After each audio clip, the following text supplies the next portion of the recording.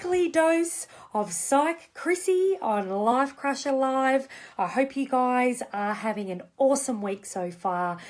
Thanks for joining me tonight at 7 o'clock. Obviously, I have changed my nights this week, but I am here, I am bigger, I am better than ever, and I am ready to rock and roll on self-preservation. One of my favorite topics to talk about, because I see so many people facing a lot of challenges in their life and a lot of emotional turmoil and difficulty connected to the fact that they just don't look after themselves properly, and these are the person that just sort of walks around in a really defeated manner. They're probably a negative Nancy, they're constantly complaining about the fact that they never have time for themselves, and they probably are not taking time for themselves. So that is why most of the time they are walking around in that really defeated manner. So I love the topic because I think there are other ways, guys. There are ways that you can actually address some of the really dysfunctional dynamics that go on with not self-preserving appropriately or enough. So part of my workshop, I'm running a workshop. It's coming up in the next couple of weeks. And one of the reasons why I picked these topics for tonight is because I want to give you guys a little sneak peek into some of the concepts that I'm going to be presenting at my workshop. So I've popped the details on this post, and you can click the link and get some registration details happening, particularly if you hear or you can relate to some of the stuff that I am going to cover tonight. So, what am I going to have a look at, you say? Well, self-preservation, obviously there are a ton of factors that impact on somebody's ability to start prioritizing themselves. Tonight, I'm going to focus on two. Okay, not necessarily the most common, or they're all the factors that I address in the soul setting workshop are common, but I thought I'm going to pull these two out because I do like actually talking about these two factors, and one actually in particular. I will put a disclaimer on this, guys. One of these factors that I talk about often attracts a lot of ire towards me, okay? So when I talk about this with really unmotivated clients and clients that are just not self-preserving, they want to fight me on it. They really do. They want to put the dukes up and go, Psych Chrissy, no, but, and they will give me 15,000 reasons on this factor. So I find that it really fires people up, but I'm going to present on it anyway because, Psych Chrissy is controversial. So, she's just going to chuck it out there. So one of the factors, and the major one that people want to put their dukes up about, is time perception. And you'll notice that I've chucked a little jab in there on perception. So one of the biggest kind of excuses that people make to me when I start challenging, why they're not taking enough time for themselves and why they're not investing energy in their own self-care, is they say to me, Psych Chrissy, I just don't have time, and they'll rattle off, millions of reasons why they don't have time, and the kids and the this and the that and the work hours and everything, and they'll really want to legitimize to me. And even I've had clients get pens out, and want to map out their daily routine to me in justifying the fact that they just don't have time to either do their mindfulness or get to yoga or, have a coffee on the weekend or whatever it is that they're telling me that they don't have time for. But they are still recognising that the fact that they don't make time for themselves is perpetuating their emotional disturbances. It is contributing to their burnout. It's contributing to high levels of fatigue. It's contributing to low frustration tolerance. They are not managing their relationships well. But then they say to me, but Psych Chrissy, I just don't have the time to look after myself. But then they're sitting in, all of these these excuses as to why they actually can't make time for themselves. Hey, live joiners, it is awesome to see you guys here for your Psych Chrissy installment. Hey, Billy. Hey, Stephen. I didn't see you last week, Stephen. I was watching out for you, so I'm pretty pumped that you're here tonight and watching Psych Chrissy spring into action around self-preservation. So thanks for watching and supporting. All right, back to time perception that people want to fight me on. So time is, the way that you manage your time is absolutely 100% up to you. Okay, and I suppose the way that you prioritize things is also up to you. So in a day, you know, my great mentor Gary Vee talks about the fact that you get 16 hours in a day. How you spend that 16 hours is totally up to you. You know, so what people tend to do is when they're stuck in cycles where they're not spending time on their own self-preservation, it's because they are prioritising other things in their life, and unfortunately they adopt a belief or a thought that those things are more important, or they think about some of the potential consequences attached to not addressing or responding to some of those things on their to-do list, and they feel like the consequences are too great. So they get stuck in that cycle of choosing tasks and things that they need to do that they perceive to be important and more important than themselves, and then they often gravitate towards those things and get them done. But then later on, you know, or days later or weeks later, when they start to burn out, they just can't seem to break out of that pattern of prioritising things that they may be important, but they're not giving as much weight to their own self-preservation and their self-care. But then what happens is they start to deteriorate as a result, you know. So often I will have clients sort of in this really burnt out experience, and they'll be talking to me about a lot of, you know, turmoil that's arising because of that, but then being stuck in not feeling like they can modify their daily structures and their routines to include some self-preservation. So, you know, it is a bit of a process. I often work with people around how to get more savvy at reprioritising their time. We do a lot of work around what's important. Okay. Sometimes when people are really burnt out and they're in a tiz, they start to focus on stuff that's just not important. As my old mate Gary Vee would call dumb shit. Like they get really zeroed in on dumb shit.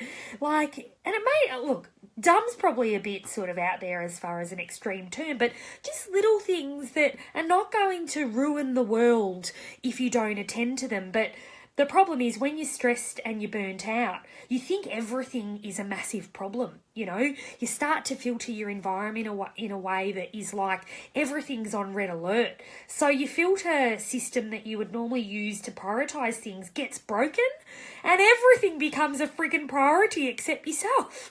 So, you know, and you're often, you know, putting out spot fires all over the joint.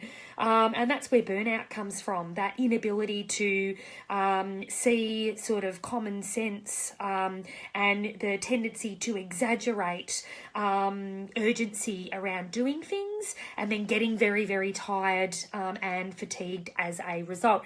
Hey, Rosemary. Hey, Michelle. Thanks for joining live, guys. We're talking all about self-preservation and the fact that people have a perception that they don't have enough time for themselves.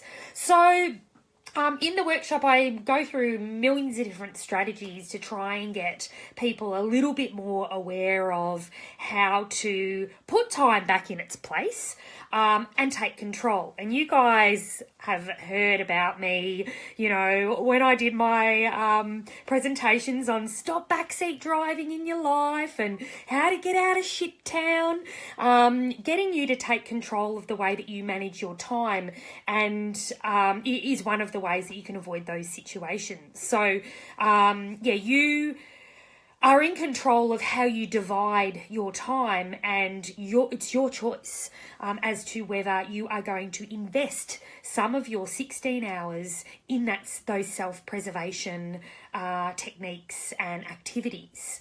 And it's very important, and sometimes people just need that little nudge to go, hang on a minute, you're sitting on the chair over there, you're a shell of a person, and you're telling me that you've got all of these things that you need to do, but self-care is not one of them? Come on, man. So I have lots of those terse conversations with people, let's say. But yeah, soul setting, guys, I crack right into it, and I start throwing around some more strategy based, what to do, how to do it, when to do it, to try and navigate your way around your unhelpful time perceptions. The next factor that I'm going to look at, and it's quite a big factor, and again, I really crack into it in the workshop, it's one of fear. And I have actually presented on fear as contributing to avoidance. So I've presented on that topic quite consistently in my videos, but I want to talk about fear in relation to self-preservation. So as you guys would probably be aware of, sometimes when you start to go, nah, stuff it, I'm going to go to my yoga, or I'm going to, have this weekend off. I'm not going to do any paperwork, or I'm going to go and spend the day at a day spa or at a leisure, whatever it is, whatever floats your boat, guys. Sometimes when you go and do that and you prioritize that over the monotonous sort of daily tasks, guess what starts to happen? You start to feel bloody guilty about it. And you start to think, oh, I really shouldn't have done that. Or you come back to your routines and they've exploded and you're like, God damn, I probably shouldn't have, gone out and had all of that leisure time, because now I'm really buggered because all of these things that I would normally do are starting to really bank on top of me, and it's almost making self-care not worth it. And then you talk to yourself in lots of unhelpful ways to then maybe stop you from them taking that self-care time again. So fear of discomfort. Now, I look at fear of discomfort in 3 different ways. So it's fear of emotional discomfort, so feeling guilt or uncomfortable emotions as a result of you self-preserving. Fear of judgments, okay? So fear of you being judged by others for starting to prioritize yourself. Fear of psychological discomfort. So when I talk about psychological, I talk about the things that you say to yourself. So you might take some time out for yourself and then actually start talking to yourself really negative about doing that. And then that's how the uncomfortable emotional states arise, and you start to feel guilty, or you start to feel worried, that you've taken the time to, preserve yourself in that way. So there are fears attached for people wanting to take that step to start going, no, you know what, I'm actually going to start preserving myself, and I'm going to start putting aside some time for self-care.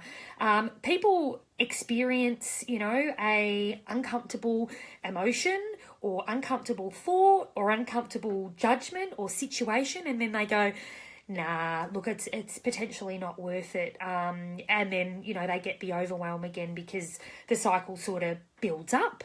So, unfortunately, fear is another factor that drives people away from prioritizing themselves. They just don't want to deal with the discomfort that arises from changing patterns of behavior, particularly if you're a self-sacrificer from way back. If you're this person that tends to float around in your life prioritizing everybody else's needs before your own, you're going to feel shit house when you actually start prioritizing yourself.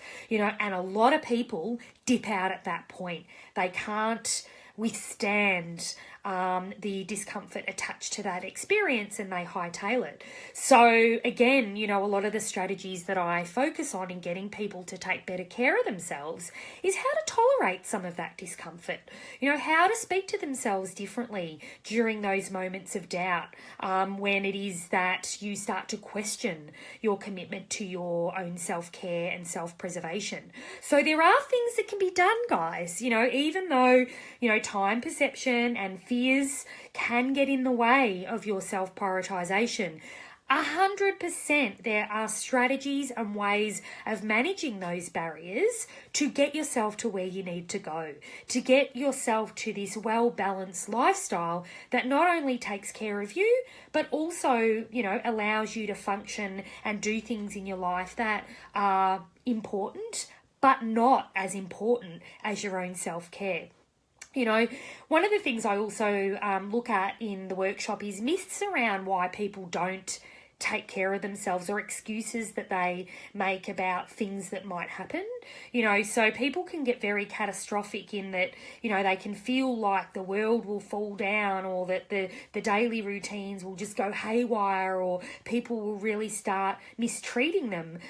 You know, it's all catastrophizing if they actually start to prioritize themselves. So there's a lot of things that keep people you know, stuck in their cycles of not being able to take care of themselves appropriately. But then, you know, it always leads to bad things as far as, you know, the wheels start to fall off. And as I said, people get really burnt out, you know, and it takes them a few goes to really get on top of how to manage the emotional fluctuations attached to making changes, how to manage the, you know, cognitive-based challenges, which is what you say to yourself when you're trying to put those self-preservation techniques in place. So there we go, guys, a very small glimpse into some of the gold nuggets that I am going to be presenting at my soul setting workshop. So I would love to see you guys there. Meet me in the flesh. Come and hang out with me. It's a really good Sunday. We chuck in a bit of yoga and mindfulness in there as well. And it's actually one of my favourite workshops. So click the link, guys. See what the details are. And I hope to see you at the soul setting workshop. If not, I hope some of the things that I've presented tonight for you guys are a little bit of food for thought. So there you go. Thanks for watching live, guys.